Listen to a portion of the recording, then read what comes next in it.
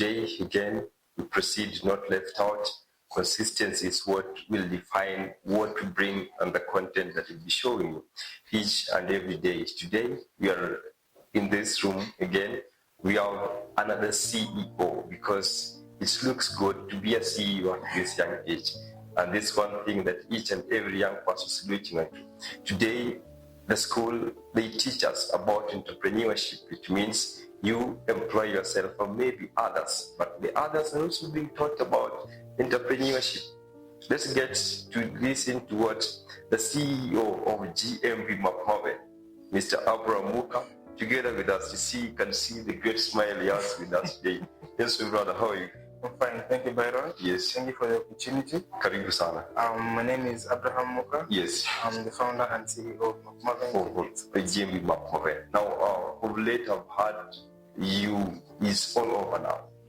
You see the news, they have posted it there that GMB MAVENS. Now it means in a few while it will be all over now. You'll be ranked, like you'll be in the level of Google.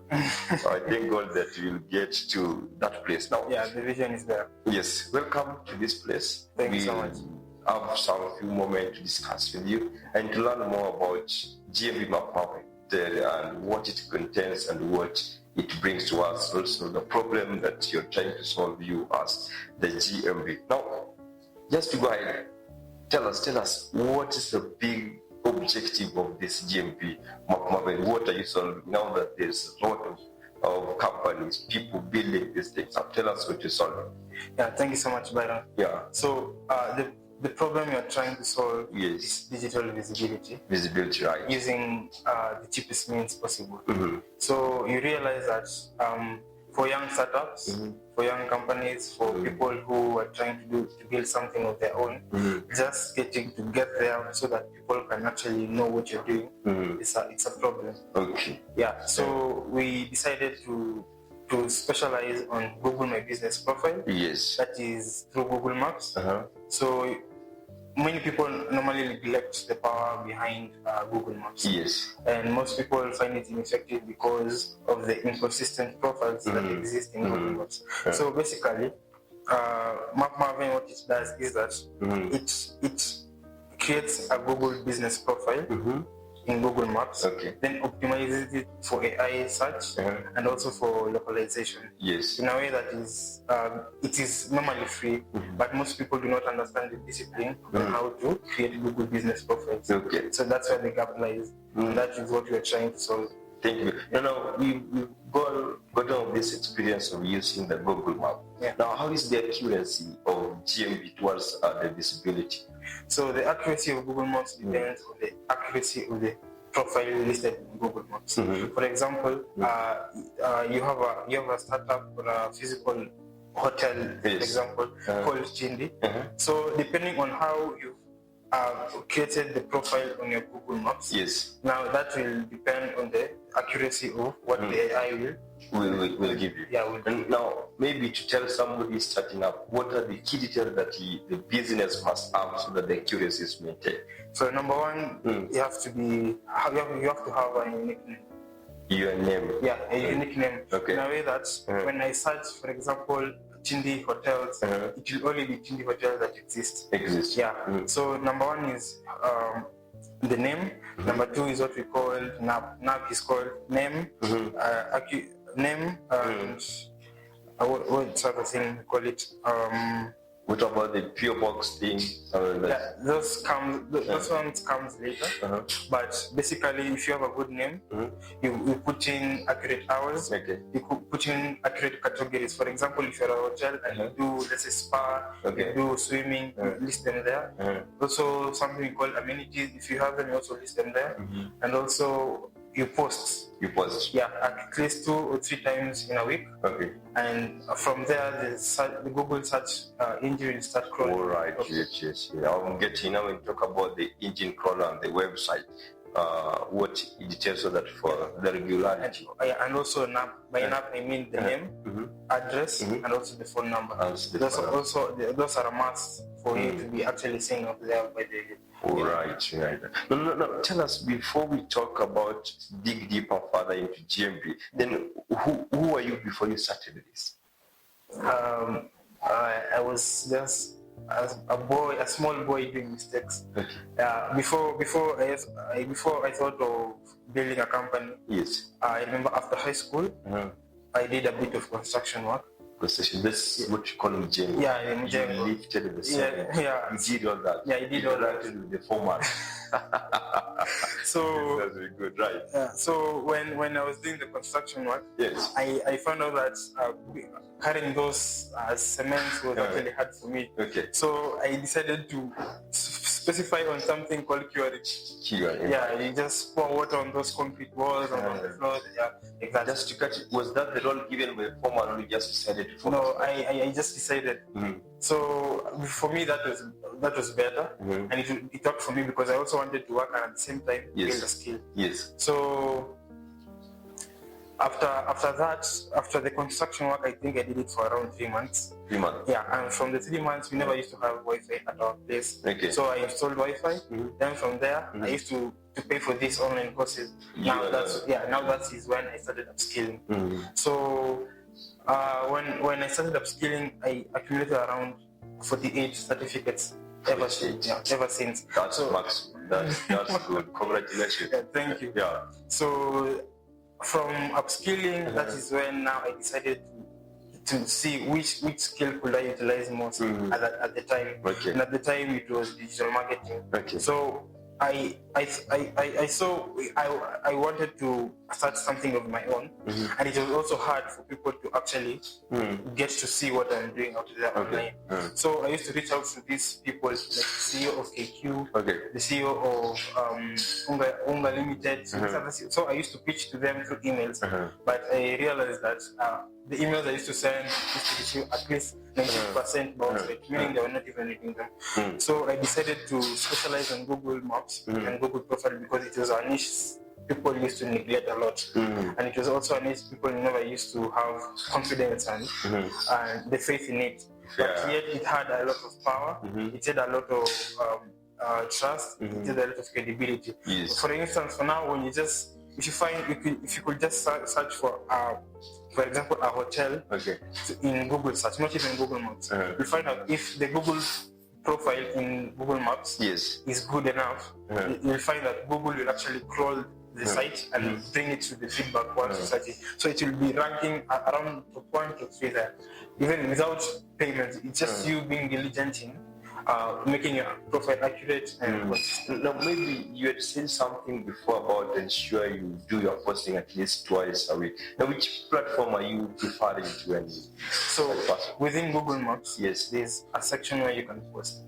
Google Maps, a section for posting. Yeah, there's a section for posting, just like LinkedIn, Twitter, Facebook. Yeah, just that's good. Now tell us about how have you done your marketing, and so far which depth is GMB Maven known?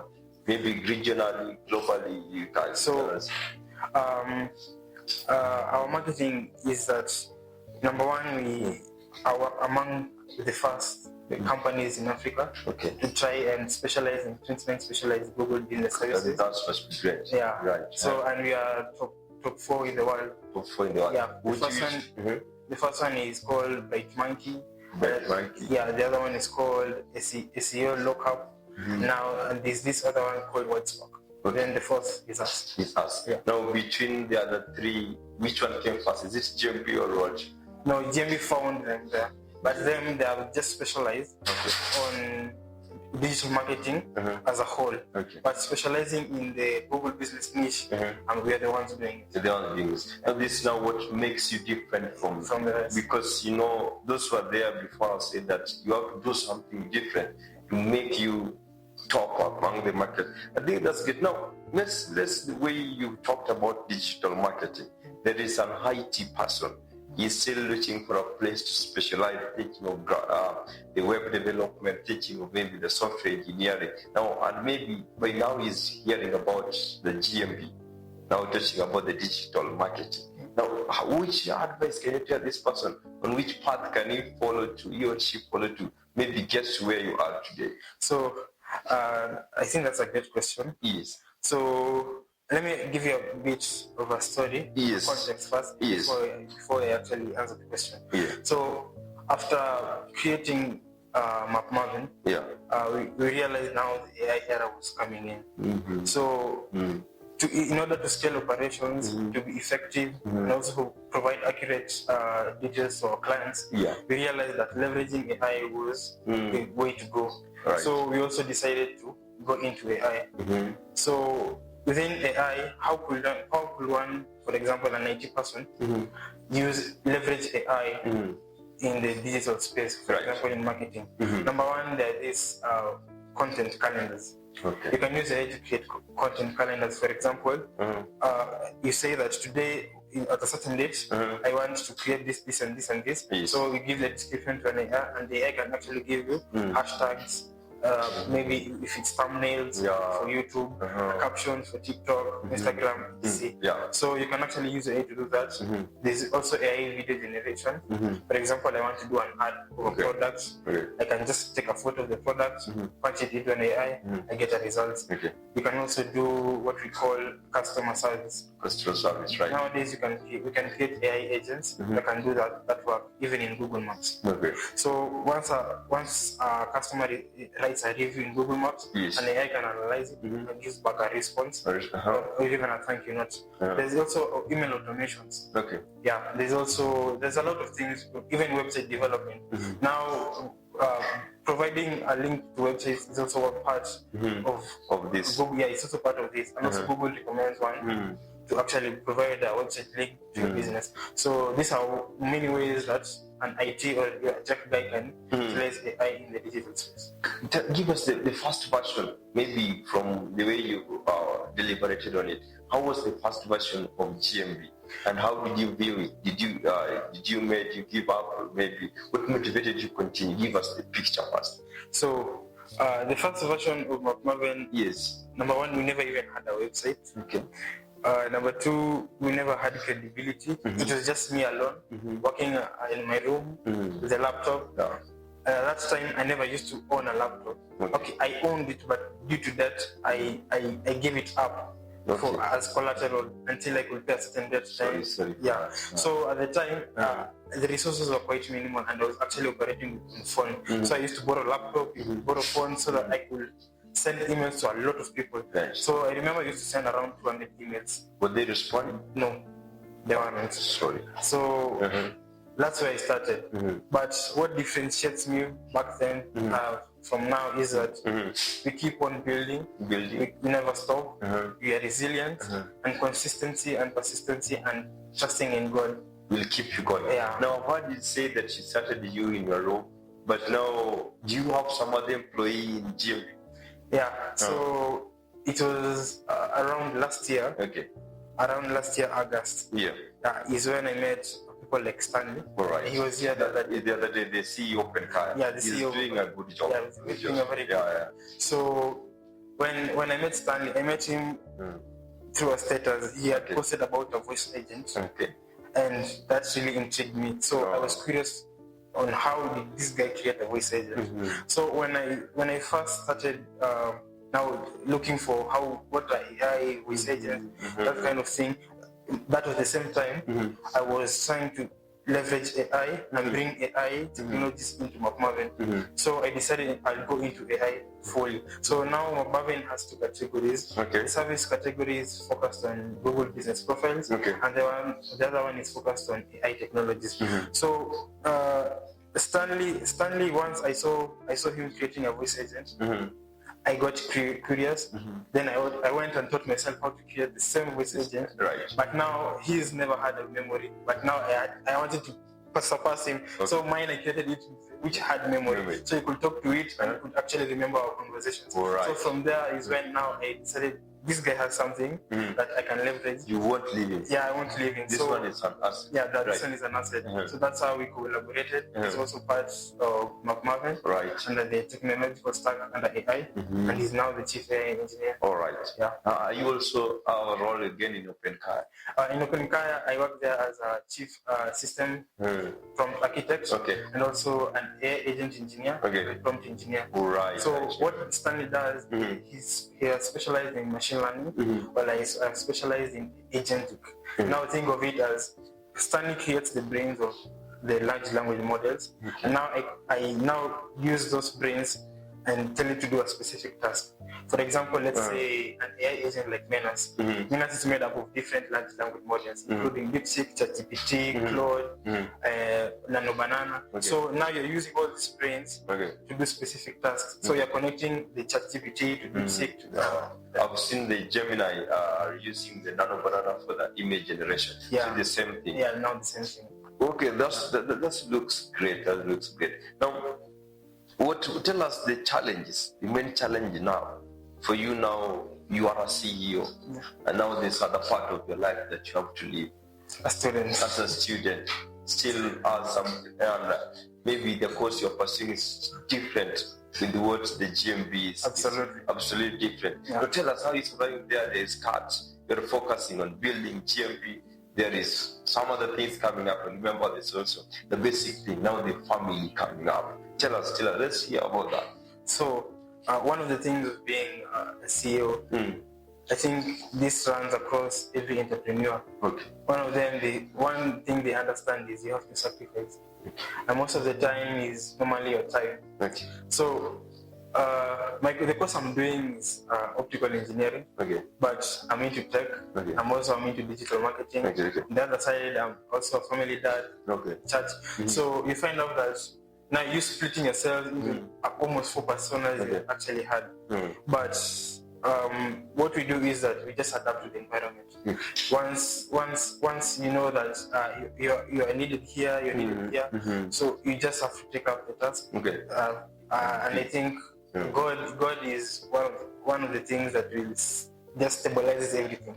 God is the one who stabilizes everything. So being able to accommodate all of that, I think it is just your ability to sacrifice and knowing what you want, and also being consistent, and knowing how to manage your time.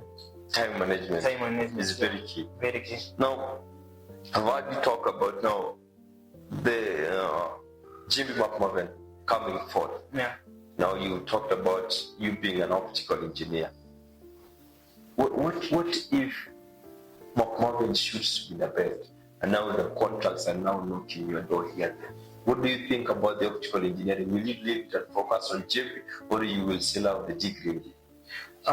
One of the things you realize is that most CEOs, there's this CEO of this company in US called, I think it is Calorie. When he founded the company, he was 19. Then he left school, and now he's now a CEO. So you find out that most CEOs actually, they leave out school. They focus on building their products and building their companies. But for me, it has been hard. Staying in school and also keeping up with the business side. But I understand the value that degree brings. So even if it's hard, you still keep pushing. So I want to still become an optical engineer, at the same time become a CEO. And now, from most of the CEO, the likes of this one for Facebook, we find that some of the time they're in different company, and they had some idea, the idea didn't make it. They lost their jobs, and thereafter they now coming up with the Meta. Now, have you experience of that? Yeah. So I gave you a bit of context on how I started. So when I was upskilling, I used to apply for these online jobs. And I remember the time I was hired as a data analyst. I got fired. The time I applied to being a developer. I got the contract. Then 2 days later, they rejected it. I think I failed at least, I can count around 7 times, whereby I just tried, and all of them were just failures. But through that, failure is what actually helped us to learn. I learned from those failures now, and you build on top of it. So that's how you get the courage to continue doing what you do, to get building consistency, and just staying to what you believe in. Now they say that today one of the key subjects that a company must have is this accountant for the management of everything. That's Maven up. But Maven right now does not have an accountant. Okay, what's the plan now? Because I told you, I've gained a lot of certificates, and most of the times we found that even for a young startup, the CEO does everything. Right. He's the accountant, he's the CEO, he's the developer, he's the marketing strategist, he's the a customer service agent. So you realize that when a company is, let's say, at 1 year, 2 years old, the CEO does almost everything. Now he starts delegating. Number one, if there's if there's investments, and if the work is too much and there's a revenue model that is now backing up the decisions of whether to hire or not. So I think those are the two things that depend on if a company will hire or not. No. There's this character maybe of some CEOs. Now, what's one thing that you hate to see your employee does? You know, man is to error. Sometimes error can come. And what's the worst thing that you hate to see employees does? They fail to deliver. You see, when the hiring philosophy of a CEO is that, for example, when I was setting up a Maven, I was doing literally everything. But now when I start to delegate a task, for example, if I am looking for a chief financial officer, it's not that I can't do that work. I'm seeking like my point of view. Just now when I'm hiring a chief financial officer, I look at him as an extension of my arm. It's not that I can't do the work, I can, but now time won't allow me. So I delegate the task to him. So and now when I'm delegating the task, it's my job as a CEO to ensure that he bears the same vision as me, he bears almost nearly the same character as me, and he bears the same dedication and effort and the willingness to see this vision grow.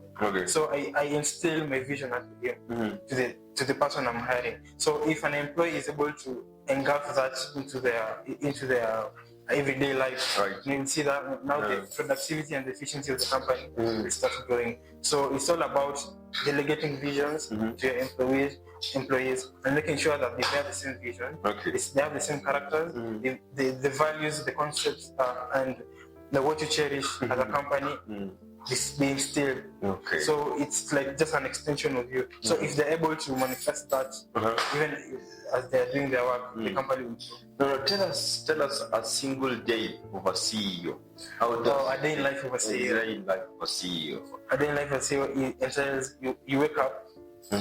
For us who love God, we pray, and now you start the day off. For example, if you have time to work out, you work out. Then after that, breakfast, most of us don't do breakfast. Yeah, most of us don't do breakfast. But I know there are some who do. For us students, school, you go to class, come back, build. So most of the time during the day is either work or build our class. So if there are no classes, you're building. Building consistency. When you are returning to bed, sometimes normally 4 to 5 hours, sometimes even 2, sometimes not at all, like yesterday. So most of the times is you're normally building, seeking investments, and it's a journey about you're learning every day. So you're looking for investors here, you don't know how to talk to them, you don't know how to approach them, you're learning. So it's about a day in life of a CEO is more of learning as you progress. Trying and failing until you get there. No.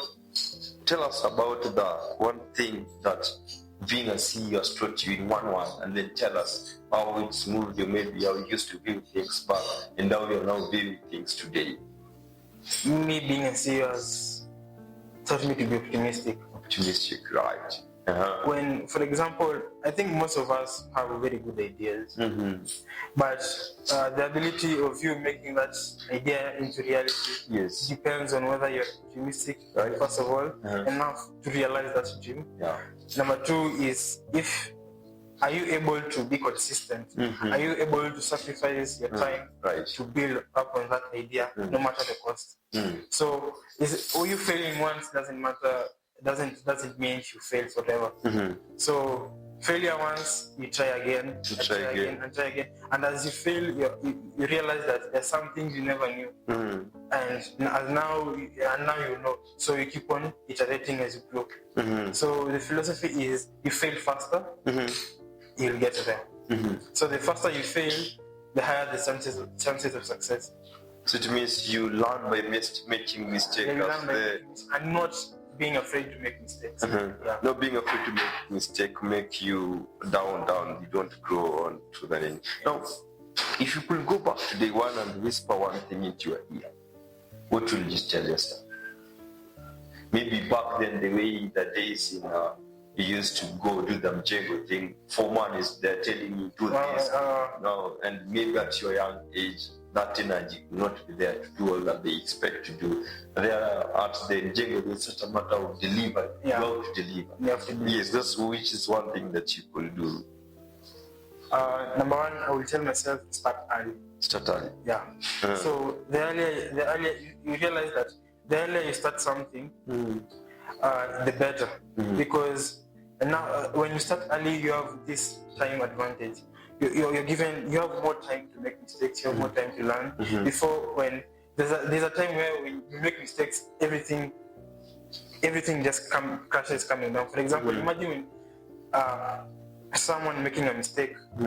For example, when you're 30 years old.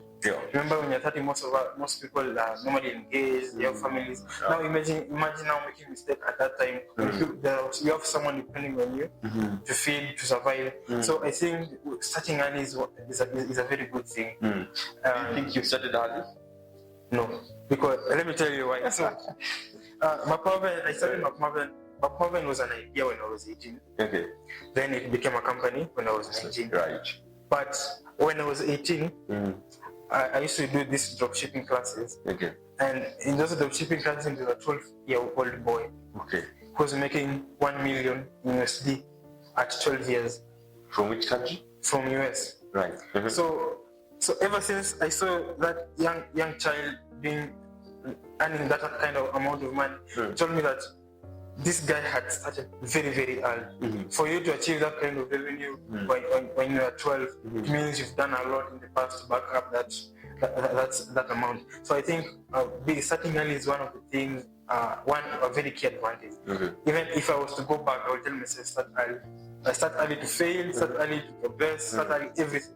Do you think you talked about starting early? Yeah. Do you think by now you can't get there?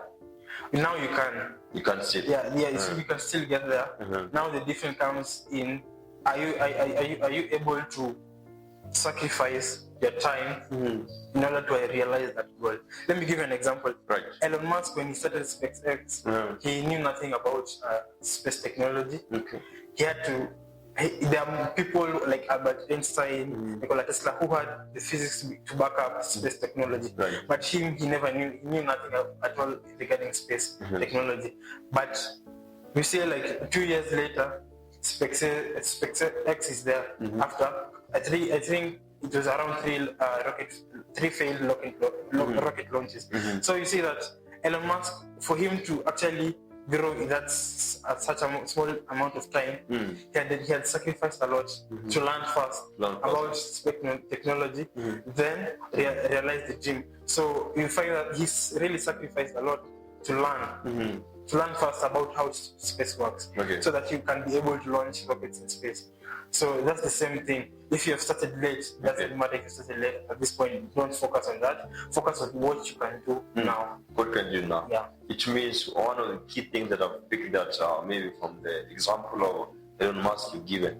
It means you have to be good in what you want to do. Yeah, and you are specializing in one thing. For example, Elon Musk has X, has Tweet, has X, has SpaceX.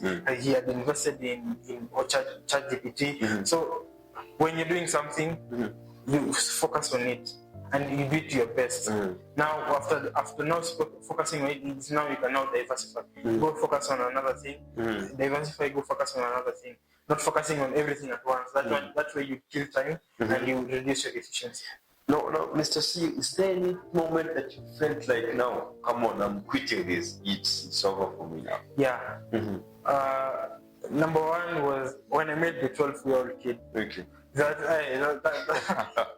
The boy really gave me pressure because he made me think about my life. I mean, what was I doing when I was 12? Right. And at the same time, when I was trying to reach out to seek jobs and these other kind of things, most of it were never successful. So yeah, at some point I felt like quitting. But when you look back at where you've come from, and where you are, and where you want to be, you just get the sense push. So when you look back at where you are, where you are right now, and where you want to be, that gives you the strength to continue building what you're building, to continue realizing your goals, and continue pushing. No, you have to continue pushing. Now, as we bring this to closure, there's that one person looking at you, they're just a fellow student. They're looking at you just this young age. You now live alone. They tell you you're boy in US, now you want to bring focus on you. Can you maybe tell them some few words to keep them going that they might get to where you are as for now?